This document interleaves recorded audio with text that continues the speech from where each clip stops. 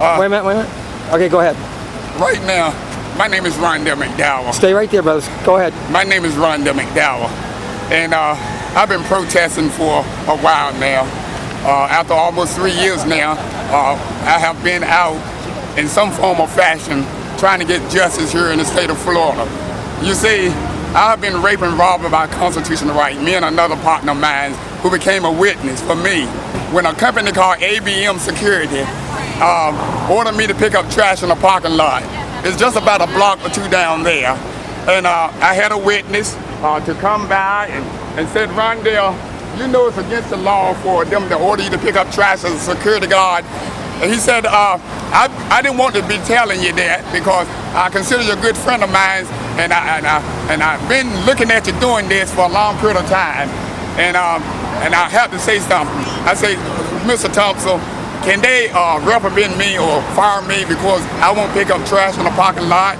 They gave me a bag and an instrument, and it was embarrassing. But I had to make a living. I had to pay my bills and things. And Mr. Thompson said, I've been through a situation similar to this before, but I didn't speak up. But this time, with the help of God, and we're going to follow this thing to an end. We're going to continue to an end. And you know, these newspapers here, this is the Weekly Challenger. The Weekly Challenger is ran by race. Matter of fact, the Weekly Challenger is ran by house niggers. These house niggers here have been known about this situation that I'm going through, me and Mr. Thompson, the Thompson and McDowell family, for now 3 years. And they have not said a damn thing. I don't know why these black people are so scared of these racist bigots. I don't understand that. After all these years of being in bondage and in slavery in this nation, people like Athenia Joyner, Darrell Rusan, Kenneth Welch, Wingate Newton, and people like this, black people, have stood by and allowed these racists of this county, people like Rick Scott and Pam Bondi, they have allowed Rick Scott and Pam Bondi to rape and rob me of my constitutional rights. And these black people, who I call house niggers, because that's what they are. These house niggers have stood by and allowed them to rape and rob me of my constitutional rights. And now, since I'm out here trying to get some sense of justice, out here doing the best I can. You see, sir, I don't like to resort to doing what I'm doing, but I have to.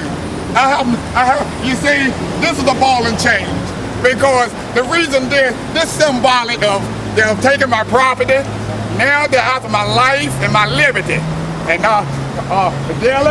Lucky Dills, one of the owners, I believe, came out and said that I can't exercise my constitutional rights. As a matter of fact, I'm here as much as I can to try to make people aware of what's going on.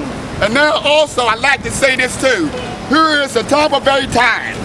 The Tampa Bay Times newspaper. I have tried to talk to a gentleman named Adam Smith. Adam Smith have not contacted me. Adam Smith have not contacted me. I even tried to talk to a black reporter named Camilla Stanley.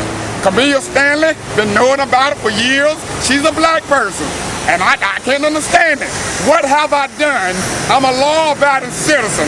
My partner, he's a former Green Beret officer. He served this country. He risked his life for this country, and he can't get a day in court. Now, I want to say this, that on August 17, 2015, the state of Florida, more specifically, the 6th Judicial Circuit, supposed to give me a pretrial. Not because I charged them with a crime, but because they charged